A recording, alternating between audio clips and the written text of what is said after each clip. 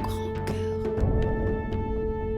mes sublimes énergies, mon délicieux corps, ma belle évolution, ma divine spiritualité, mes merveilleux chemins, mes extraordinaires rituels. Hello Sublime Créature, j'espère que tu vas bien.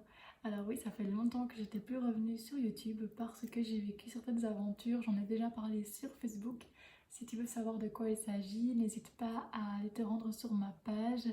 Je ferai peut-être une vidéo sur les expériences que j'ai eues. En tout cas, aujourd'hui je suis là et je ne viens pas sans rien parce que je vous ai fait un petit setup de malade, hein, on peut se le dire. J'espère que ça vous plaît. En tout cas, moi je trouve ça quand même pas mal. Pour l'instant, on verra si ça change par la suite. Voilà.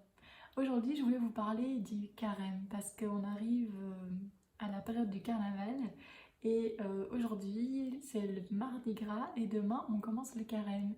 Je l'ai vécu étant petite, provenant d'une famille catholique et j'ai dû faire le carême quand j'étais petite et c'était une expérience qui m'a assez marquée et je trouvais ça intéressant de pouvoir en parler parce que j'aimerais bien refaire le carême en fait aujourd'hui. Moi étant adulte, ayant vécu le carême d'une certaine manière avec la vision de mes parents, j'aimerais bien aujourd'hui vivre mon carême à moi avec ma vision et toutes les expériences que j'ai vécues dans la vie en fait jusqu'à présent.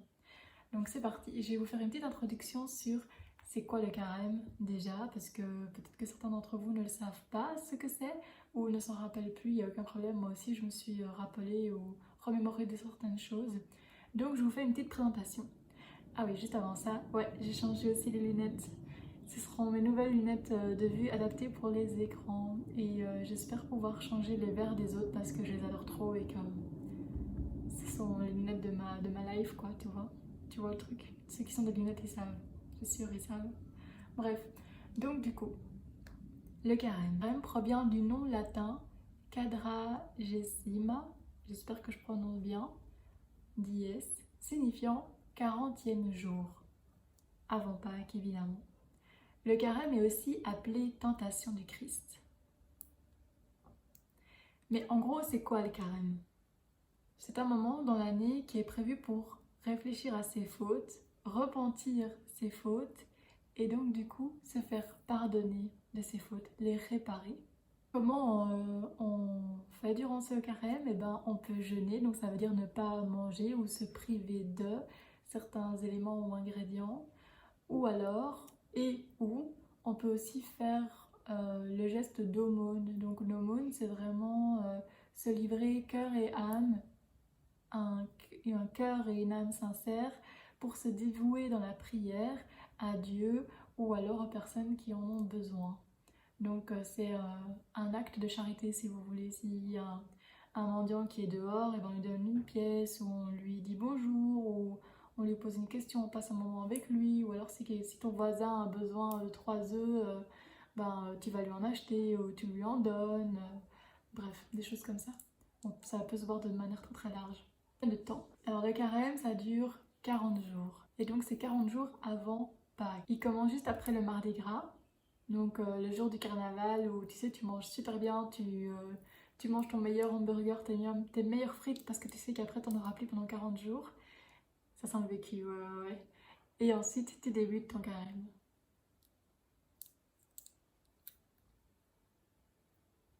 Et il se termine par le mercredi décembre. Donc... Ah non.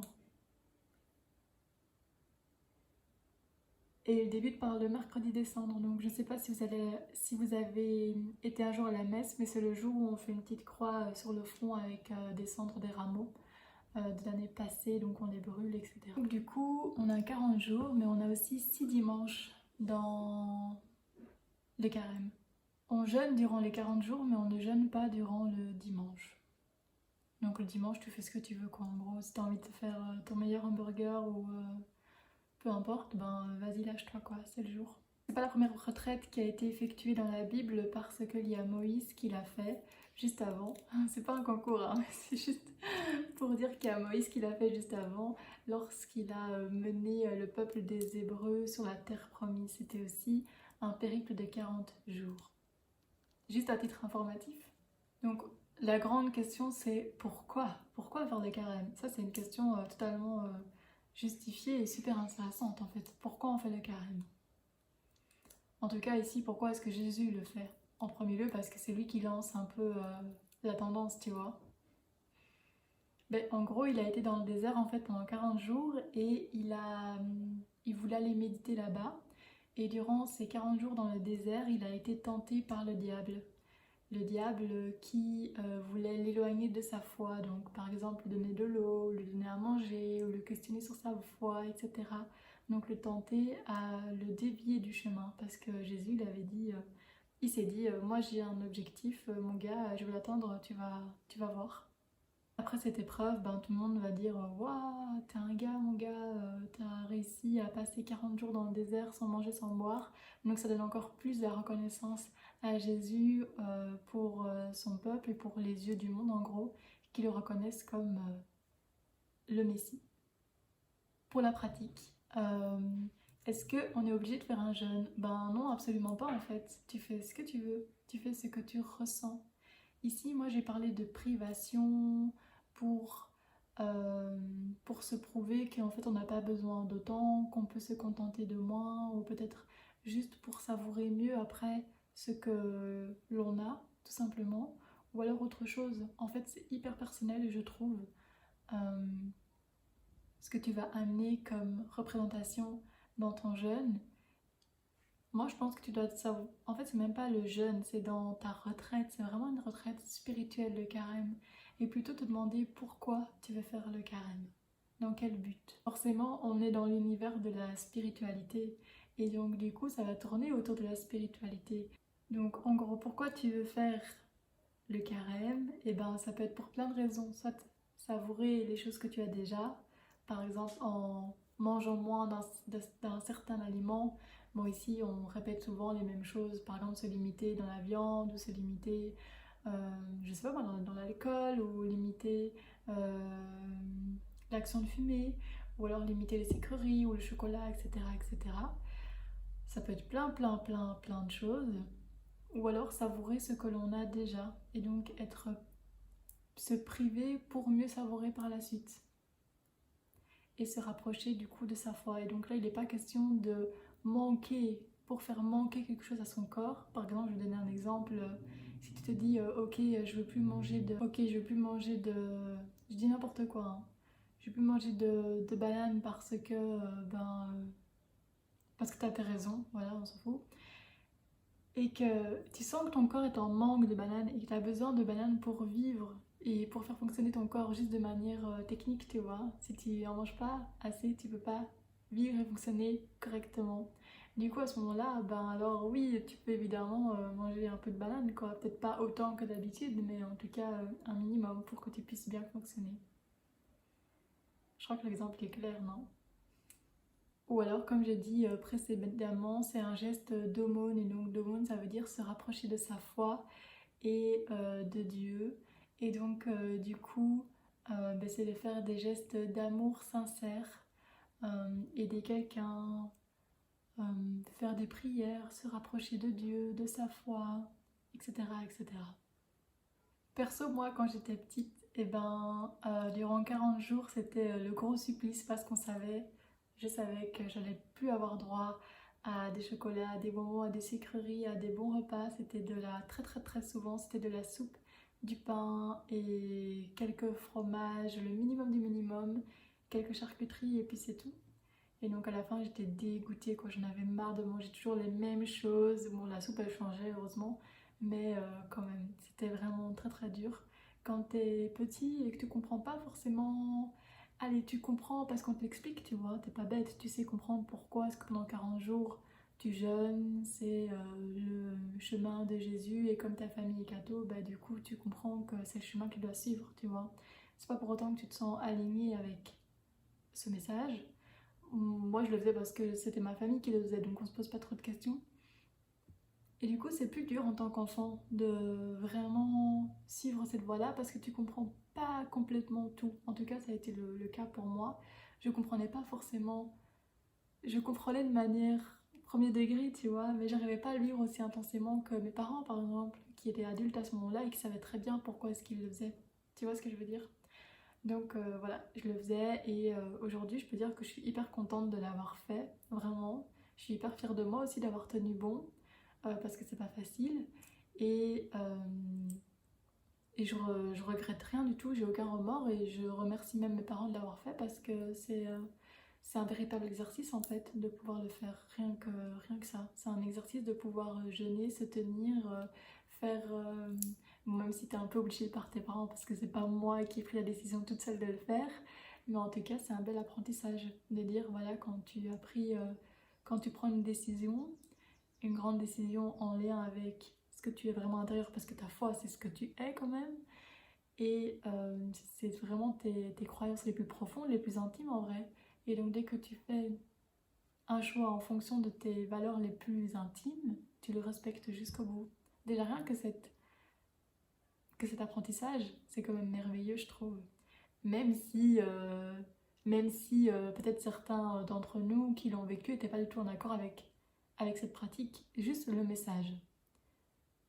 On parle pas de spiritualité ici, c'est tu as une valeur qui te tient à cœur, tu fais un choix pour cette valeur, et ben tu vas tout faire pour la tenir le plus longtemps possible. En tout cas, jusqu'à la mission que tu t'es donnée, quoi. Moi, je trouve ça vraiment beau, en tout cas.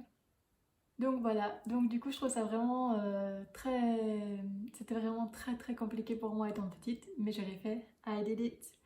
Et sinon, comme je l'ai dit, je trouve que c'est vraiment un très beau message de se dire je me prive de pour me montrer que je peux le faire, je me prive de parce que j'en ai pas besoin au final, je me prive de pour mieux savourer par la suite ce que j'ai déjà. Voilà, je trouve ça vraiment très très beau. Maintenant, actuellement, je suis plus trop en accord avec se priver de, en fait ça me dérange. Je comprends pas pourquoi on devrait se priver de. En tout cas, ça me parle plus autant qu'à l'époque. Et moi, je préfère changer les mots pour mon carême à moi et plutôt dire se connecter plus à. Et peut-être que ça veut dire la même chose en fait différemment, hein, il n'y a aucun problème. Mais moi, je prends se connecter encore plus fort à. Et donc, du coup, je voulais me connecter à ma spiritualité encore plus fort. Et c'est vrai que ces derniers temps, j'ai laissé un peu de côté ma méditation. Et j'aimerais beaucoup la reprendre parce qu'elle me manque clairement. Je médite autrement, par le dessin ou d'autres pratiques. Mais là, j'aimerais vraiment reprendre une vraie méditation que je faisais déjà dans le passé. Ou même mon yoga, c'est aussi une sorte de méditation. Mais là, je voulais vraiment être ancrée et ne rien faire que de méditer. Et du coup, j'ai choisi de faire mon carême avec des mudras. Et donc du coup, en fait, des mudras, c'est de la méditation par les mains. Vous avez déjà vu ce genre de position ou ce genre de position. Bon, ça fait un peu partie de la prière. Mais si vous voulez, je peux hop là, ouvrir les carnets. Et c'est vraiment un oracle. Ça fait partie des oracles, en fait, que j'aime particulièrement. Donc du coup, vous avez les cartes comme ça. Et vous avez la position des mains sur... la devanture de la carte. Donc voilà. Par exemple ici elle est facile. Je prendrai celle-ci. Et bien celle-ci on vous explique que c'est le pouce qui joint les deux derniers doigts et hop, ouvert. Peut-être que si je fais de l'autre côté vous verrez mieux. Bref, du coup c'est simplement ça. Et en gros ça s'appelle... Il y a un titre à la carte. Ici, c'est stabilité. Stabilité, je tiens bon.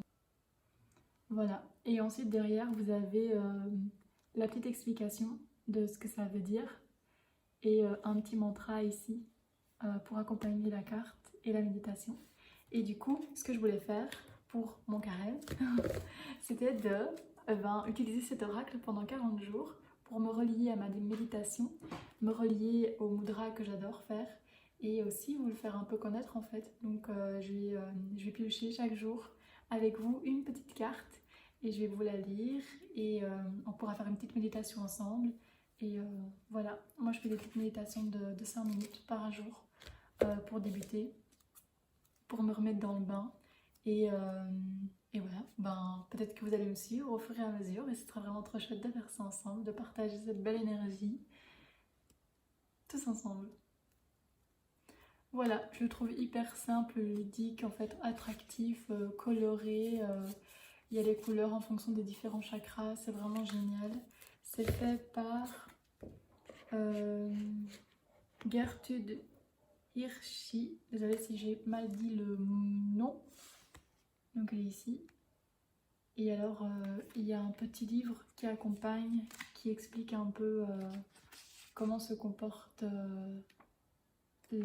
la main. Il les explique les méridiens, où se trouve tout le corps sur la main. Enfin c'est super chouette. Moi j'adore tout ce genre de choses. Et ils expliquent comment est-ce qu'on peut méditer avec par exemple de la musique, du chant, des couleurs. Enfin, voilà, c'est vraiment un petit livre explicatif pour vous aider dans vos méditations de manière simple et intuitive, en gros. Moi c'est ce que j'adore. On me donne une ou deux petites règles et puis j'ajuste ou je crie autour de ça. Voilà, mais j'espère que cette vidéo vous aura plu. Je suis impatiente de commencer mon carême du coup demain et je vous souhaite tout le meilleur. Namasté, amen du coup.